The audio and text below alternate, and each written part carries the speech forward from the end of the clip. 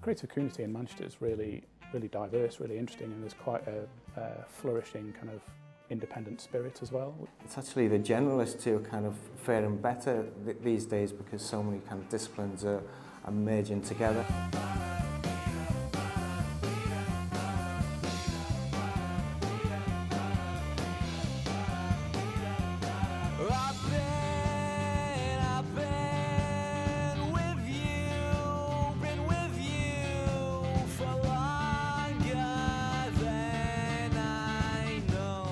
Neighbourhood's been in business for 5 years now, but I think the idea for the Neighbourhood has been around a lot longer. The Neighbourhood was set up by 4 founding directors, myself, Ben Davis, John Hay, and a guy called Tim Woods. The 4 of us that founded the Neighbourhood, we all worked together at a previous agency. We were working across illustration, animation, CGI, that kind of thing, mainly in the property sector. We knew each other's kind of skills, and we knew between the 4 of us, we all had kind of very different strengths. But we had a shared outlook on storytelling as well, and thought that there was a wider canvas for telling those stories. Yeah, so we decided to go it alone and set up our own place in our own spirit. We felt we had a number of angles covered. Ben, for instance, had kind of set up a studio for another company in Manchester prior to that, so he kind of had some of the business experience, if you like. I'm a managing director by title, but that's pretty much because no one else wanted it when we started, and I was probably the most organised. But as we've grown, it's really depended on building a great team around us. Yeah, we've got a very fluid way of working, actually, which is something we wanted to promote from the outset. We have a core team, which is now 17 full-time people, but depending on the nature of the project that we're doing, we can grow and shrink to accommodate. Like with any business, you're trying to establish your voice about what makes you different from the rest of the pack. And a lot of that came from some of the work we were developing ourselves, some of the kind of little short films. There's a film called Stories from the Neighbourhood that we did as a kind of self-promo piece. And these kind of really acted to, I guess, sell our vision to the world, and to, someone could look at that and think, well, oh, that's a Neighbourhood piece of work. It's unique to us. One of the first projects that got us noticed, I suppose, was doing a launch piece for the PlayStation 3, and we couldn't quite believe it. We'd only been going for 3 or 4 months, and we had a lead to work on a film for PlayStation to actually launch the console. It came about through relationships with a couple of other agencies in Manchester. They knew that we were setting up, and they knew the spirit of what we were trying to create, and they just came to us with the brief. We only had 1 or 2 laptops at the time between 4 of us, so we very quickly bought some more. So will you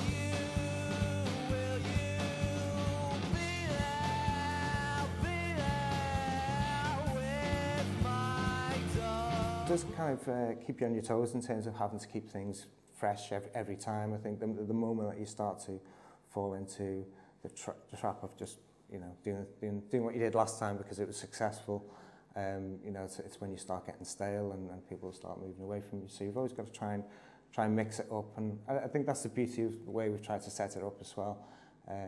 Is you can always kind of grab someone else in the mix to provide a little bit of fresh thinking on the problem.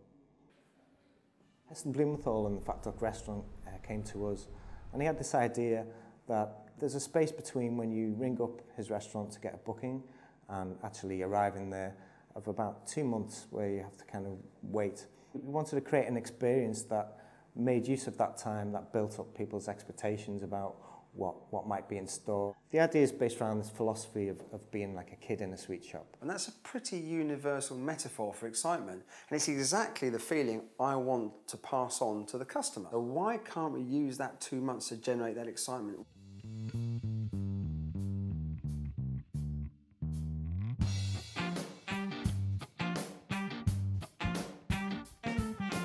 Well, Heston, what a great project. I think we started off planning it to be a little bit more story-driven. A couple of our guys from here went down to the restaurant, the Fat Duck restaurant, went for the taster menu and came back, and from various instant reactions in the photographs and the experience that they'd had, we suddenly realised that the entire project needed to be completely changed. It needs to be a lot more experiential, it needs to be a lot more about the sensation of the food, of the entire experience. Just trying to recreate this amazing spectacle that was Heston's food. Sometimes when I'm designing, I like to just do some little quick silhouette thumbnails, so I'm just looking at the shape rather than worrying too much about the details involved. It just means that I can do lots of variations of this sweet shop using all the references that we looked at, like from Howl's Moving Castle and looking at Tudor streets. It would play to everyone's kind of experience of what they thought their childhood sweet shop was about. I'd take a shape that I was happy with, take the sketch, and then bring that into Photoshop, start adding some more textures. When we were happy with that, we'd take that into 3D and start working into the model. One of the things that came across throughout this project was just how much detail we needed to get into everything we were doing, and a lot of that was taken from how much detail Heston puts into all his food and all the experiments that he does. And we wanted to try and do the same kind of thing with our animation. So we looked at a lot of new techniques, new plugins for our 3D rendering software, one of which was like a particle renderer called Krakatoa. And the way I used that was there was a sequence within the animation with a pocket watch, which was based on one of the things he does in his restaurant, which is gives you a pocket watch, a gold leaf coated pocket watch, puts it in a cup, and then in front of you the waitress adds hot water, and as this boils, it dissolves the gold leaf pocket watch that suddenly turns into like a soup in front of you. And one of the ways we tried to encapsulate that in our animation was to have these particle kind of contained pocket watches that, while they were in the normal form, just looked like gold pocket watches. And throughout this animation, as they started to spin around, they dissolved into millions of particles. And one of the methods that we used for that was this particle renderer that basically allows you to render millions upon millions of particles, which we found was great for this kind of level of detail that we wanted to add into this sequence. When it comes to reaction from Heston, I think we couldn't have asked for anything better response-wise from him. I think he was greatly impressed with all the work we'd put into it. I think in a few of the news articles that he wrote about it, he was commenting on how we'd almost achieved like a Pixar standard with it all. And although in our minds maybe we hadn't seemed to achieve this, because obviously they're kind of our heroes, it was great to have someone like Heston comparing your work to something like that. Yeah, it was very nice to read his positive feedback. The final result, it involves 3D binaural sound, it involves 3D printing, rapid prototyping, augmented reality, lots of things that kind of went into play, and so it really hits all our sweet spots.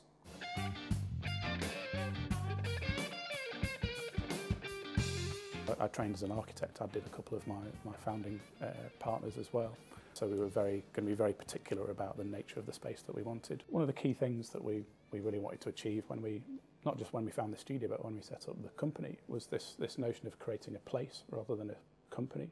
And so naturally, when we moved into a new studio, we wanted it to feel like a home rather than an office. So all around the studio, you find things that, perhaps aren't typical of an office environment or a work environment, but are more towards, making you feel at home in a particular kind of neighbourhood kind of way. In the reception, we've got pictures of everybody who works at the neighbourhood in their childhood. I think in the reception, as soon as you walk in, the first impression people get is that here's a family, here's a collection of human beings, not kind of faceless workers. The meeting rooms are quite an interesting focal point in the studio. In the old building, as we discovered it, we found loads of reclaimed doors all over the place. And in the spirit of kind of recycling as much as we could from the old fabric, we just thought, wouldn't it be great to reuse those doors in some way? So yeah, we've got three meeting rooms in the studio, and rather than calling them meeting rooms 1, 2, and 3, we thought we should have a more neighbourhood way of defining our rooms. So we put it out to competition, and Sarah came up with the winning names of pie, chips, and peas, something particularly northern that works together as a trio. So perfect for our meeting rooms. Towards the back of the studio, we've got a huge whiteboard wall, which we use for all manner of things, but primarily for cumulative conversations. One of many reasons we got this space was that, for starters, it was bigger than we needed, and we wanted to promote that way of working where we would grow and shrink as the workloads kind of demanded, really. But it's also kind of an open space, where there isn't any segregation within the space. All the management are spread out and they're not too picky about who they're sitting next to, you know, whereas other places I've worked, there's like special room for management, and you feel a bit like, oh, I've got to go up and go to the manager's room and sort of see everyone through there. But here, I think that's a really nice vibe. Everyone gets to see what the boss is doing, and if they're on, you know, what kind of work they're pitching on, things like that. So mix people up and promote those kind of happy accidents, really, which is where, you know, innovation and new ideas kind of come from, I think.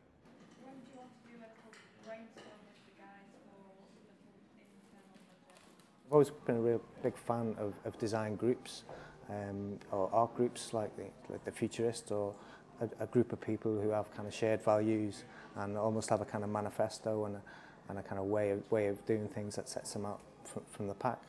And one of the great design groups that really influenced me, particularly early on, is a group called Archigram.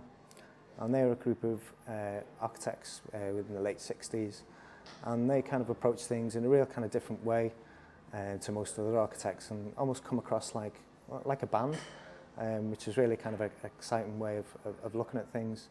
You kind of looked at the kind of publications that they did, and they do like comics or collages, and lots of different ways of expressing their ideas.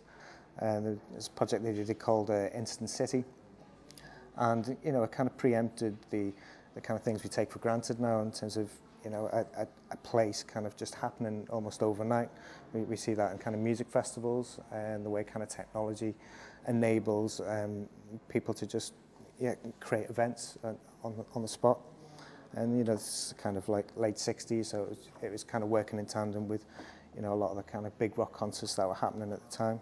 Another great one is called Electronic Tomato, which almost kind of preempts the things what people are talking a lot about at the moment, which is the Internet of Things, is how objects can be connected to the internet. You know, and this is, you know, 30, 40 years ago. It's before there was even a concept of the internet. So, you know, these guys were really kind of ahead of the game. One of the key drivers in the neighbourhood, if you like, is that it isn't a siloed studio. We promote kind of cross-discipline working. I mean, that's kind of quite cliched, but it's very, very important to us. And you get a kind of really broad mix of people who are kind of really hands-on with craft, and people who are kind of better at kind of idea generation and problem solving. We bring in talented specialists to work with us, and have a team of kind of core generalists and specialists to help to direct those people. We've set up good relationships with universities in the region, and we're finding that's kind of starting to bear fruit in terms of new talent coming through. And for us to have an input into how they're taught and the kind of things they're taught is kind of really important, because I think the industry is moving a lot faster than maybe what the educational establishments can kind of keep up with. It's quite a small community. Most people know each other. After 4 or 5 years of working around here, you know, you pretty much know most of the people who are doing the kind of things that you are. But yeah, there's a very kind of independent and kind of proud spirit, I think, in Manchester.